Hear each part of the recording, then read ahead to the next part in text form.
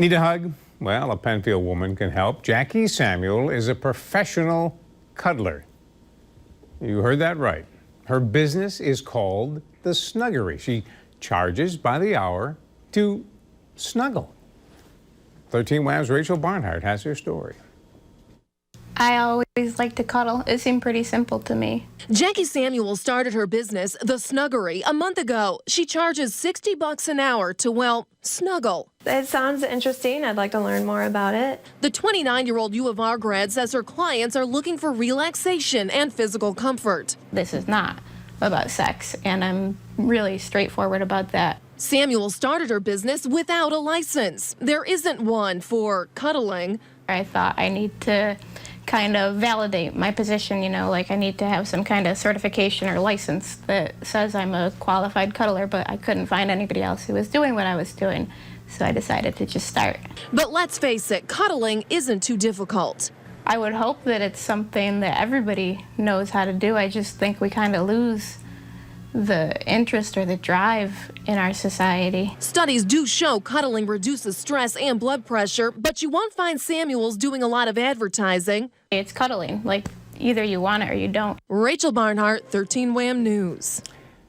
So far, Samuel has several clients. Not enough, she says, to pay the bills. In the meantime, if you're interested, she's also selling real estate.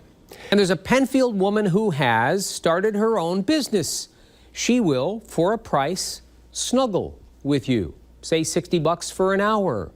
She says it's all about the healing power, the therapeutic power of touch. She stresses it is not sexual in nature, and her business just getting off the ground. She also works in real estate while she tries to make snuggling her career.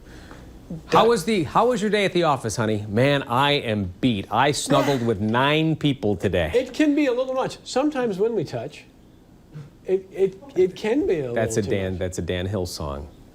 Really? I'm a little amazed that you know the person who sings. I would have said Dan Fogelberg. I actually have met Dan Hill. I would have said Dan Fogelberg. I know who Dan is. It's Dan Hill. Okay. Yeah, it's from Canada.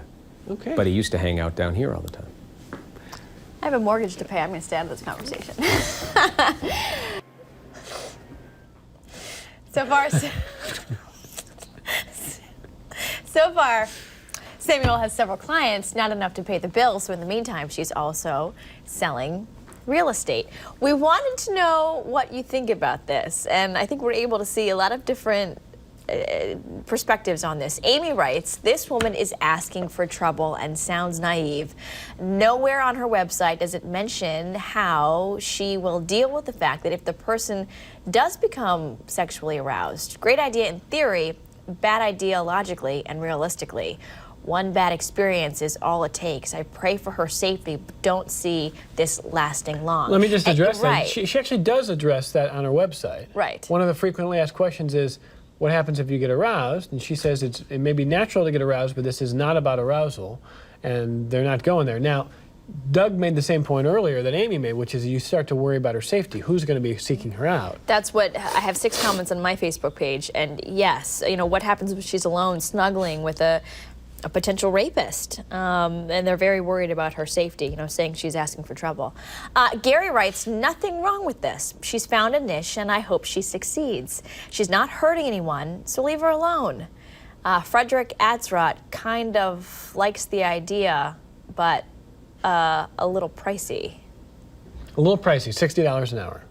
Yeah. What Frederick was saying. Okay, I didn't realize. Oh, yeah. Mary Kay writes on my Facebook page too, initially sounds ridiculous. However, it is amazing what the power of touch can do for us humans. I was thinking about this. You get a massage. It can be in a experience where it's a one-on-one experience where obviously physically you're very close, but that involves skill. It involves knowing muscles, understanding how muscles work, reading the body, understanding the body. This seems to not involve any of that. Can you request, different spooning positions? I mean, like I'm serious. I mean, right. Like, is there a technique here? Is there talking that happens? Is there mood music? Let's go out. Well, she did say she was trying to become a certified snuggler, but there's no such thing that she could find. So she just said she launched out on her own. Is she, I say this seriously, is she just smarter than the rest of us? Where she had an idea that all of us were like, Oh, I there's- could totally do this, or Well, is, would you snuggle with strangers? No. Okay, well. no, not only is there the dangerous side of it, but like, ick. It's hot out there. People are stinky and sweaty. Yes, is there a hygiene Blah. requirement, and can she ask you to shower beforehand? If you come in all ripe,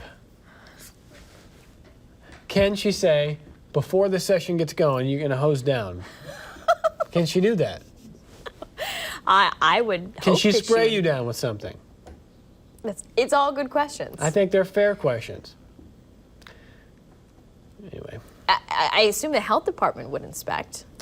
I would assume the sheets need to be changed between Okay. guests. I just say this, think about a hotel, it's just a safety concern.